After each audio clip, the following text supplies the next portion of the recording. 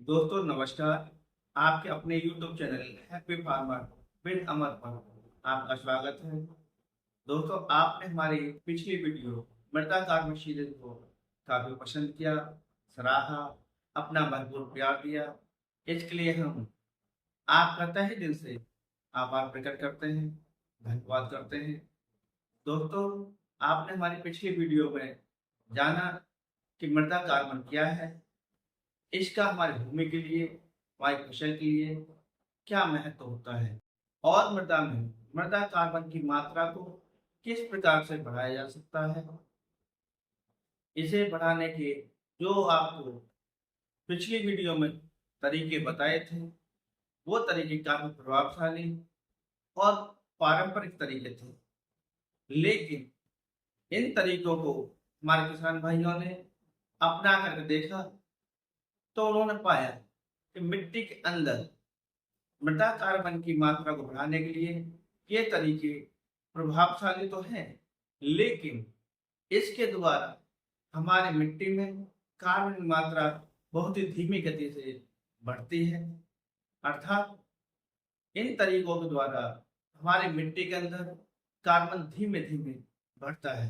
लेकिन दोस्तों आज हम इस वीडियो में मृदा कार्बन को बढ़ाने के आधुनिक तरीके के बारे में बात करेंगे और इसमें जानने की कोशिश करेंगे कि हमारे किसान भाई अपनी मिट्टी में मृदा कार्बन को किस प्रकार से तेजी से बढ़ा सकते हैं और उन तरीकों को अपना करके हमारे किसान भाई किस प्रकार से अपने जमीन की उर्वरा शक्ति को बढ़ा सकते हैं, पैदावार को बढ़ा सकते हैं। दोस्तों आज हम इस वीडियो के अंदर जानने की कोशिश करेंगे कि मिट्टी के अंदर कार्बन की मात्रा को तेजी से बढ़ाने के लिए आधुनिक एवं प्रभावशाली तरीके कौन कौन से हैं, जो हमारे किसान भाई अपने खेतों में इस्तेमाल करके बहुत ही तेज गति से अपनी मिट्टी में कार्बन की मात्रा को बढ़ा सकते हैं। दोस्तों आज हम इस वीडियो में जानने की कोशिश करेंगे मिट्टी के साथ बायोचार, अर्थात हमारे किसान भाई ये जानते हैं कि जिस मृदा में कार्बन की मात्रा ना हो या बहुत कम होती है, वो मृदा निष्क्रिय और बेजान होती है। ऐसी मृदा में हमारे किसान भाई किसी भी प्रकार की फसल की वृद्धि एवं विकास की कल्पना भी नहीं कर सकते। ऐसी मृदा से हमारे किसान भाइयों को कोई लाभ प्राप्त नहीं होता। ऐसी मृदा से सूक्ष्म जीवों की सक्रियता बहुत ही कम होती है। दोस्तों ऐसी मृदा में पौधों का संपूर्ण विकास होना संभव नहीं होता। दोस्तों आज हम इस वीडियो में जानने की कोशिश करेंगे कि बायोचार क्या है, इसका हमारी भूमि की उपजाऊ क्षमता पर, हमारी फसल की पैदावार पर क्या प्रभाव पड़ता है, हमारे किसान भाई इसका किस प्रकार से अपनी खेती में इस्तेमाल कर सकते हैं। दोस्तों आज का वीडियो शुरू करने से पहले हम अपने सब्सक्राइबर राहुल नागर जी के उस सवाल को शामिल करेंगे जिन्होंने हमसे पूछा था कि किसी फल वृक्ष के नीचे पुराने टायर के टुकड़ों को अगर जलाया जाता है, उसमें से कार्बन धुएं के रूप में बाहर निकलता है, तो क्या वो कार्बन हमारी मिट्टी के लिए, हमारी फसल के लिए किसी प्रकार का उपयोग साबित होता है। तो सबसे पहले राहुल नागर जी आपका बहुत बहुत आभार, धन्यवाद, क्योंकि आपने अपना सवाल हमारे साथ साझा किया, उसके लिए हम आपका आभार प्रकट करते हैं। राहुल जी टायर का टुकड़ा अगर हम किसी वृक्ष के नीचे जलाते हैं, उसमें से जो कार्बन निकलता है वह एक गैस के रूप में होता है। वह कार्बन हमारी मिट्टी के लिए, हमारे पौधों के लिए किसी भी तरह का लाभदायक नहीं होता। हमारे पौधे उस कार्बन को किसी प्रकार से ग्रहण नहीं कर पाते। ऐसा कार्बन जो गैस के रूप में निकल रहा है, वो हमारे वातावरण को प्रदूषित करता है। इस प्रकार से हमारा ये कार्बन हमारी भूमि के लिए, हमारी फसल के लिए किसी प्रकार का लाभदायक नहीं होता। इसका कोई उपयोग नहीं हो पाता, क्योंकि इस कारण हमारे पौधे ध्यान नहीं कर पाते। दोस्तों, अब हम जानने की कोशिश करेंगे। दोस्तों, बायोचार हमारी खेती की बायोचार मूल रूप से जला हुआ कृषि अपशिष्ट पदार्थ होता है जो ऑक्सीजन की अनुपस्थिति में कार्बनिक पदार्थ जैसे लकड़ी एवं फसल अवशेषों को पाइरोसिस प्रक्रिया के माध्यम से उच्च तापक्रम पर जलाकर बनाया जाता है। अर्थात बायोचार ऑक्सीजन की अनुपस्थिति में उच्च तापमान पर कार्बनिक पदार्थों के धीमे धीमे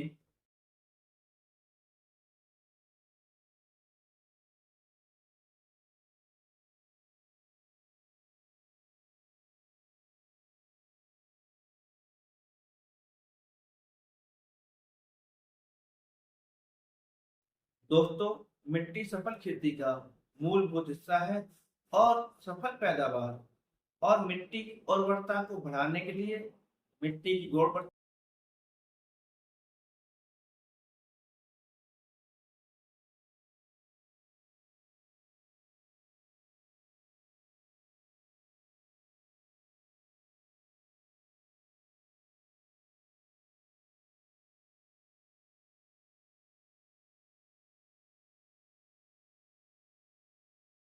जिस मिट्टी में बायोचार का इस्तेमाल होता है।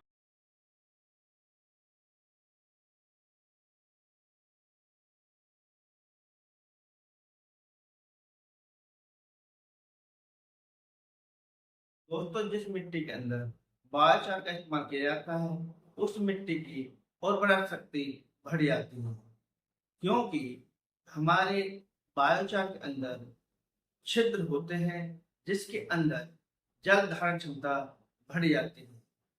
इसके अलावा हमारे बायोचार के अंदर पोषक तत्वों को जोड़ने की क्षमता होती है।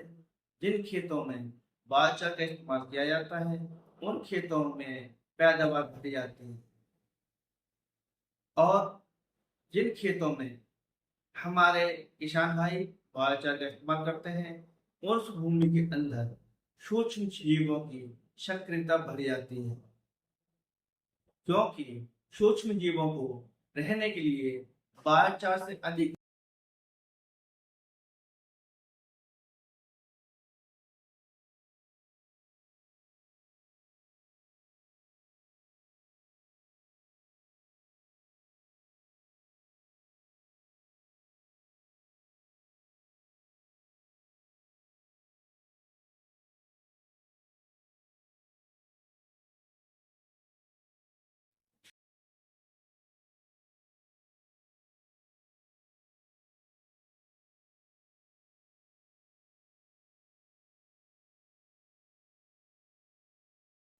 हमारे किसान भाई जिन खेतों में बायोचार का इस्तेमाल करते हैं उस खेत के में सीएम रेशियो बढ़ जाता है, पीएच की मात्रा बढ़ जाती है, जिससे कि हमारी फसल की पैदावार अच्छी होती है, मिट्टी का विकास अच्छा होता है।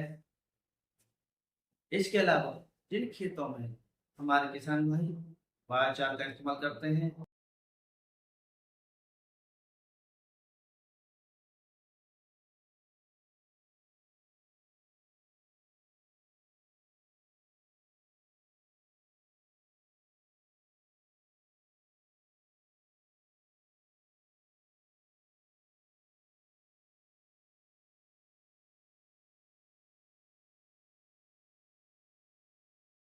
जिन खेतों में हमारे किसान भाई बायोचार का इस्तेमाल करते हैं उन खेतों में भूमि प्रदूषण कम होता है, क्योंकि बायोचार के इस्तेमाल होने से उन खेतों में पोषक तत्वों और रासायनिक तत्वों का जमीन के अंदर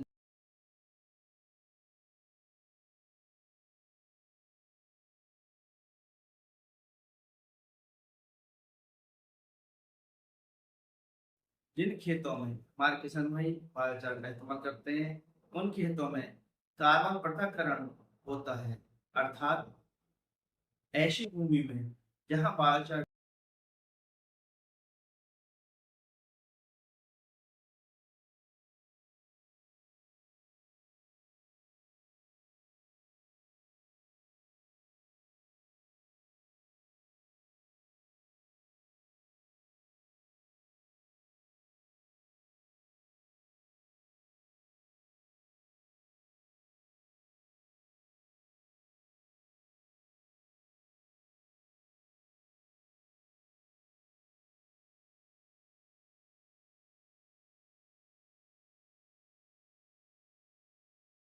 दोस्तों, जिन खेतों में बायोचार का इस्तेमाल किया जाता है उन खेतों में पौधों की जड़ों का विकास अधिक होता है, क्योंकि हमारे जड़ों के पास में वायु का संचार अधिक होता है, सूक्ष्म जीवों की सक्रियता बढ़ जाती है।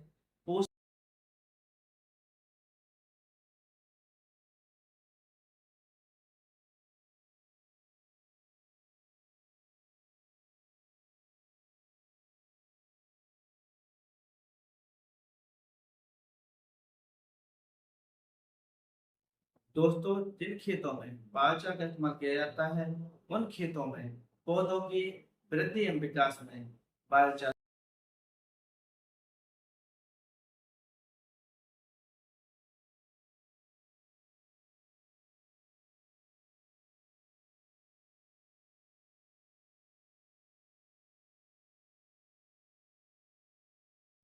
दोस्तों, जिन खेतों में बायोचार का इस्तेमाल किया जाता है उन खेतों में फसल पर रोग कम देखने को मिलते हैं, क्योंकि भूमि के अंदर जो रोग जनक फंगस, बैक्टीरिया, वायरस जो जमीन के।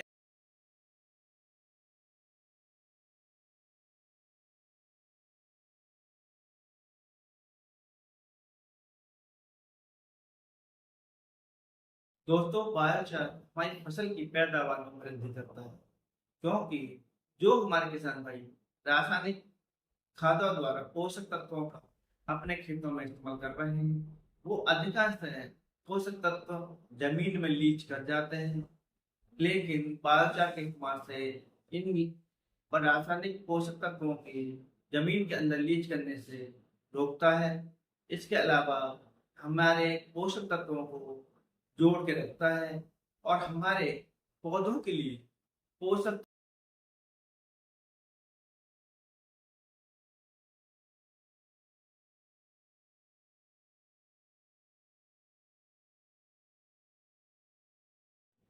दोस्तों, अब सवाल उठता है कि बायोचार का इस्तेमाल किस प्रकार से किया जाए।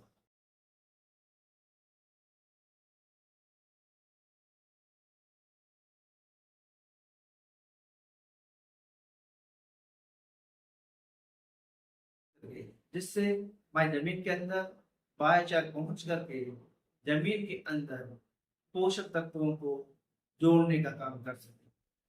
और जो हम फर्टिलाइजर दे रहे हैं, रासायनिक खादों के द्वारा जो पोषक तत्व दे रहे हैं, उन्हें हमारी जमीन से लेकर के पौधों को उपलब्ध कराने में सहायक हो सके। इसलिए हमारे किसान भाइयों को सदैव ही बायोचार का इस्तेमाल अपने जमीन।